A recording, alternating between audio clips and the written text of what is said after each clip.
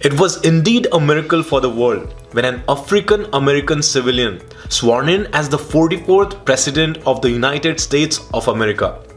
People across the globe would have never imagined that the authority of running the superpower of the world can be handed over to an upper middle class man, having his roots in Africa.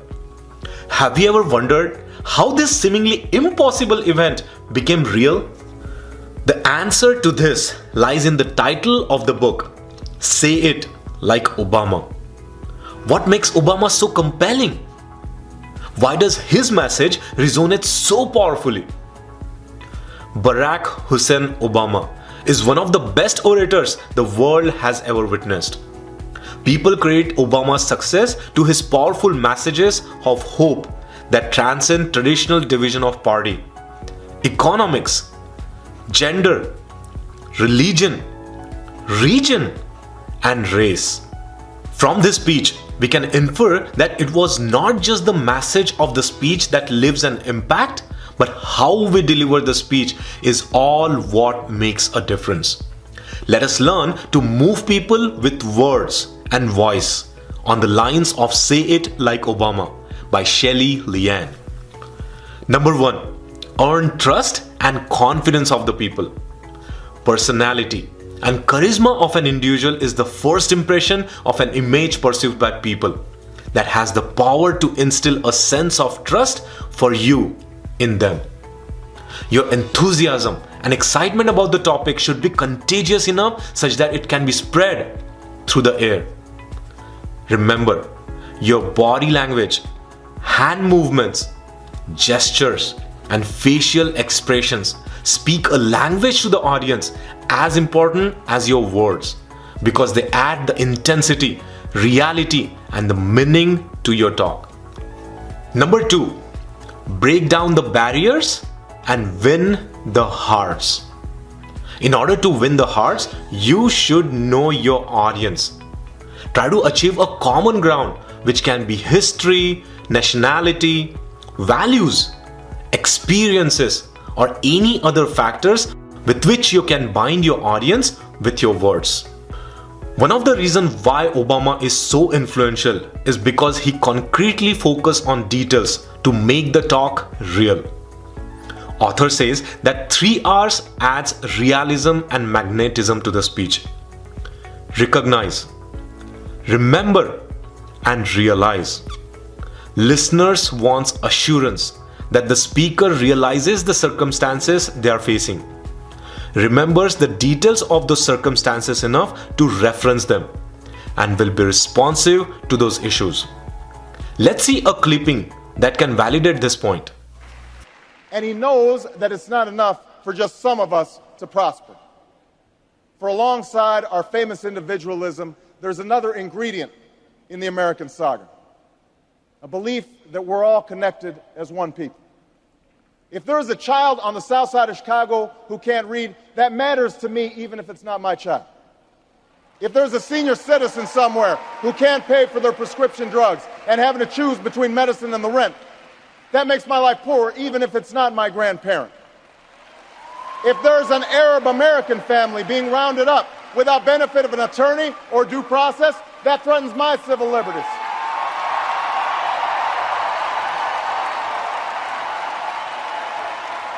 It is that fundamental belief. It is that fundamental belief. I am my brother's keeper. I am my sister's keeper that makes this country work. It's what allows us to pursue our individual dreams.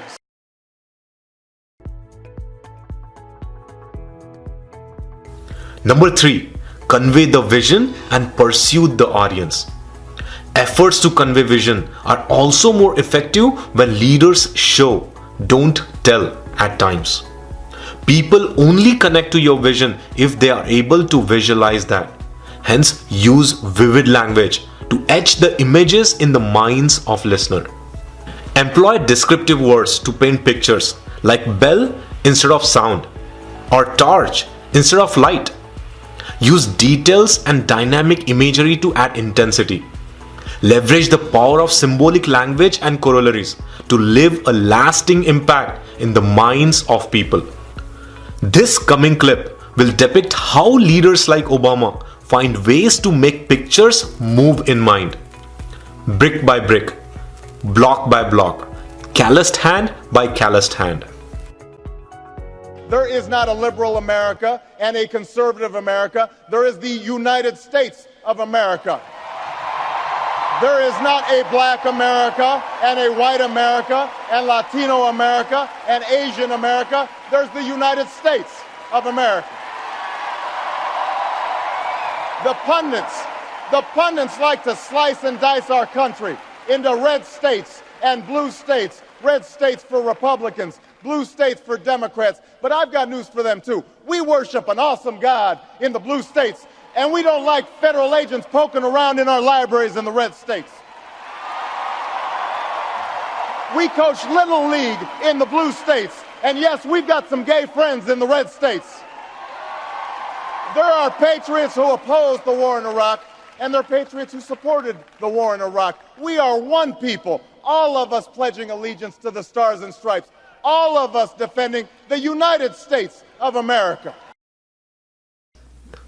Did you notice that in his speech, Obama constructed a powerful aura by simply sequencing the ideas and put them forward with magnetic comparison and contrast? Addressing key objections and disparities was his valuable persuasion technique. Be confident when you narrate them in your speech, and you'll see the magic happening. Number 4. Leave strong, lasting impression. According to the book, there are 5 effective ways to give your speech a perfect ending. First, create a sense of momentum and urgency to take the future actions. Second, build to high point and end there to leave audience inspired and motivated. Third, repeat takeaways or slogans. Fourth, inspire with cherished principle or share values or patriotic values.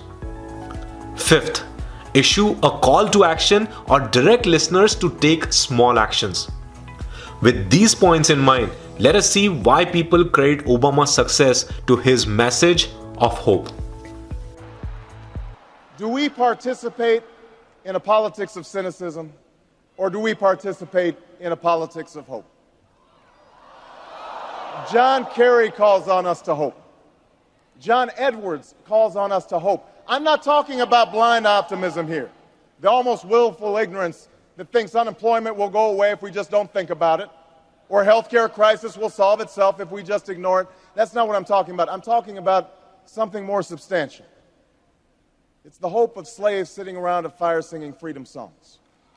The hope of immigrants setting out for distant shores. The hope of a young naval lieutenant bravely patrolling the Mekong Delta. The hope of a mill worker's son who dares to defy the odds.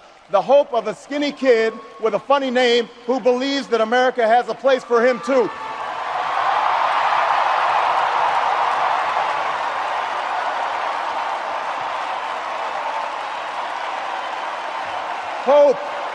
Hope in the face of difficulty. Hope in the face of uncertainty. The audacity of hope. In the end, that is God's greatest gift to us, the bedrock of this nation. A belief in things not seen. A belief that there are better days ahead. I believe that we can give our middle class relief and provide working families with a road to opportunity. I believe we can provide jobs to the jobless, homes to the homeless, and reclaim young people in cities across America from violence and despair. I believe that we have a righteous wind at our backs, and that as we stand on the crossroads of history, we can make the right choices and meet the challenges that face us. America, tonight, if you feel the same energy that I do, if you feel the same urgency that I do, if you feel the same passion that I do, if you feel the same hopefulness that I do, if we do what we must do, then I have no doubt that all across the country, from Florida to Oregon, from Washington to Maine, the people will rise up in November, and John Kerry will be sworn in as president, and John Edwards will be sworn in as vice president, and this country will reclaim its promise, and out of this long political darkness, a brighter day will come. Thank you very much, everybody. God bless you. Number 5. Drive key points home. These key points mentioned in the book demands your special attention, as they can help you to create a difference by your speech. First, keep things personal by leveraging personal pronouns. I, you, and we to connect more closely with your audience members, establishing a sense of one-to-one conversation. Second, communicate with slogans and refrains to set the context and imprint the theme.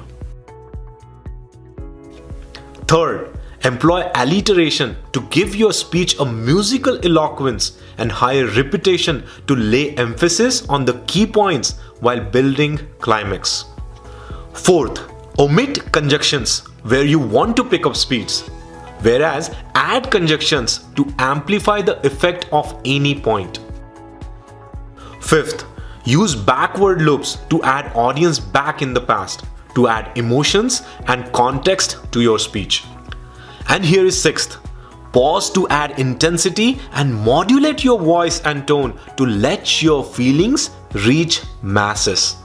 Prominent leaders in all fields have achieved success because of their strong command or communication skills, as the ability to convey, inspire, persuade, and motivate others is the only key to effective leadership.